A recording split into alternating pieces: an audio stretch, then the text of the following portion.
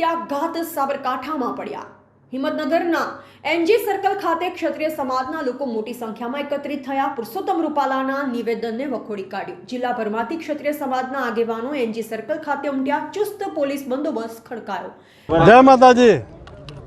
આજ રોજ ગુજરાત રાજ્ય સંકલન સમિતિના નિર્ણય મુજબ દરેક જિલ્લા મથકોએ રૂપાલાજીએ રાજપૂત સમાજની અસ્મિતાનું ખંડન થાય, બેન બેટીઓના ઉપર જે બોલ્યા છે એનો વિરોધ કરવા માટે દરેક જિલ્લા મથકે આવેદનપત્ર આપવાનું નક્કી કર્યું છે।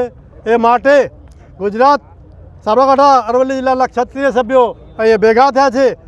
હું આજે પણ રૂપાલાજી કરીને માનવાચક શબ્દ વાપરું છું।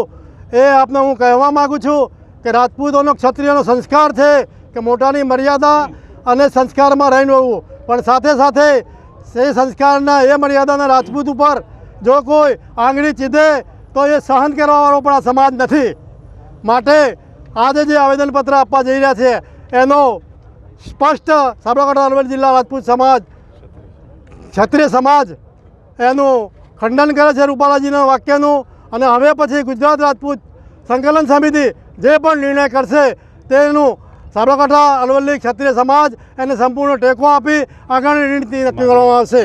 આજે જે પ્રકારે આવેદનપત્ર આપવામાં આવી રહ્યું છે તેમાં શું માગણી, આજની તમારી બેઠક હતી તેમાં શું માગ તમારી? આજની માગણીમાં ગુજરાત રાજપૂત સંકલન સમિતિએ નિર્ણય કર્યો છે કે રૂપાલા સાહેબ જે રાજપૂતો માટે બોલ્યા છે એ માટે રૂપાલા સાહેબનું રાજકોટમાંથી નહીં ગુજરાતમાંથી એમને ટિકિટ રદ થવી જોઈએ, એ અમારી માગણી છે।